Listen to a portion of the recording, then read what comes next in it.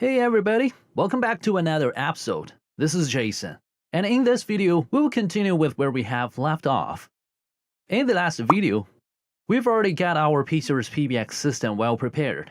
Starting from this video, we're going to set our PBX step by step, and eventually make sure it functions as the central server of our telephony system. Today, we will introduce how to add and modify our extensions, including some existing extension features and permissions. We will also see how to add extensions in bulk efficiently. Okay, enough talk. Let's start with our second lesson, extension setting. Extensions are short internal numbers created in the PBX for each user of this telephony system. So an extension is the terminal of our telephony system, allow users to make and receive calls. To create an extension, we have to define the range of extension numbers first. Let's get to the PBX settings category. Click on Preferences, scroll down, in Extension Preferences, we can change the numbers range for extensions and other features. An extension number can be 1 to 7 digits long. Please note that the range of user extensions should not overlap with other call feature extensions ranges. After modifying it, we click on Save and move to the next step to create extensions. Now we click on Extension Chunk from the left column and go to Extension. Click on Add. A window will pop up with all parameters already generated. Choose the extension type as FXS extension or SIP extension. If it's an FXS extension, please select the FXS port on our P-Series PBX for this extension to get connected. If we're okay with the default settings, we can keep the rest of the parameters and click on Save. But now, let's hold on for a minute and explain a little about them. User information is supposed to be the personal information of the extension owner, which includes name, email address, mobile number, user password, and user role. The user password is the password for this user to log into his or her Linux web client, mobile, or desktop. And as for the user role, since P-Series PBX is a granular design system, we can choose or create a user role and grant corresponding permissions according to the job duty of each extension user. That includes all the configuration permissions an extension user can do to the PBX system. Moving on, the extension number is the phone number for this particular account. We can understand it as the internal number for this user with which all others can call and reach this particular user. Of course, we can change it, but it should be within the range of our previous setting. If we choose to create a SIP extension, we need to get our VoIP-based terminals like our IP phones or our soft phone registered. Registration name and password are for this purpose. So we suggest you use a random complex registration name and password to secure our system. Here we also support adding multiple terminals for one extension. That's because many people might have more than one piece of equipment. In this case, we can configure IP phone concurrent registration here and define the quantity of IP phones for this extension. So in total, we can set 3 SIP devices maximally with additional 3 Linux clients. While they are Linux Desktop Client, Linux Mobile Client, and Linux Web Client. Once set, all these pieces of equipment will share the same extension number and other parameters and have equal access to calls sent to this particular extension. Presence indicates a user's current status.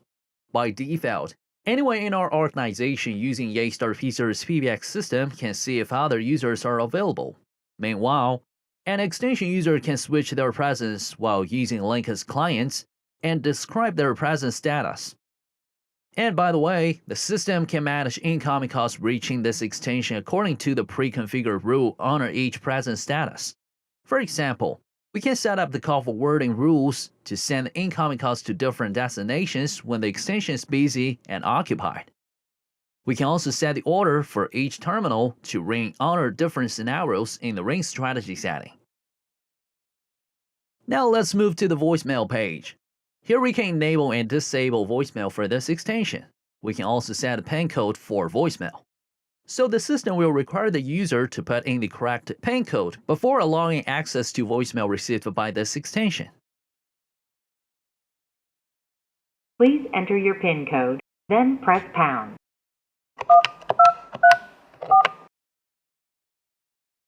You have one new message.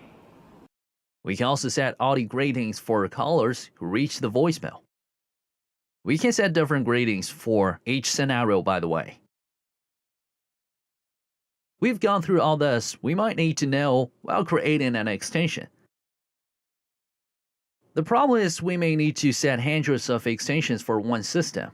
Repeating those same configurations can be very inefficient. So we can click Add Bulk and set numbers of extensions at the same time. We need to set the initial number and the number of extensions that we want to create. As we can see here, all configurations and features we've mentioned have been included. So this means that all the extensions created here have to be of the same parameter. Although we might think it's still not convenient and flexible enough. We do agree, so we offer a third option where we can put everything in a template and directly import this template to PBX. Then everything will be set accordingly. Here we got an example. We can change anything we like in the CSV form, which can be opened and edited from Microsoft Excel. Once we finish this template, we can click Import, then find this file and have it imported. So this means we can have our standard template made and use it whenever setting a new system with only minor changes. Now we have all extensions configured, but we will need to register SIP phones to those extensions to make calls. We can indeed go to the web GUI of our IP phone and put everything manually. Still, it will cost a lot of our precious time and energy. So auto-provisioning is a handy tool to have our phones automatically register to the referred extensions all at once.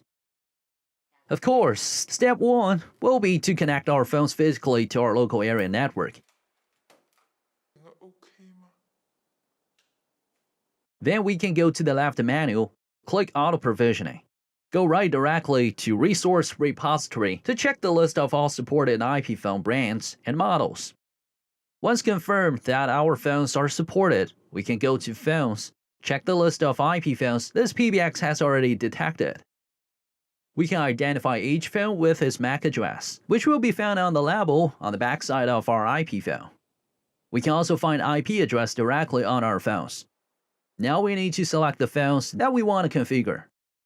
Once done, click on Edit.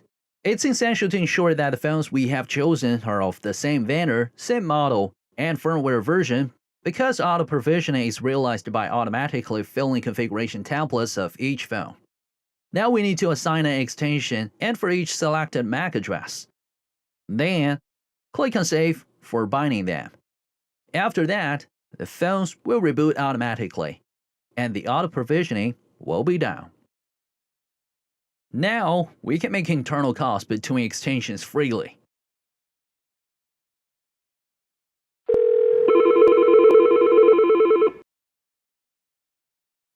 Alright guys, that was all for this video. Hope you guys like it. Don't forget to subscribe our YouTube channel. More details, stay tuned.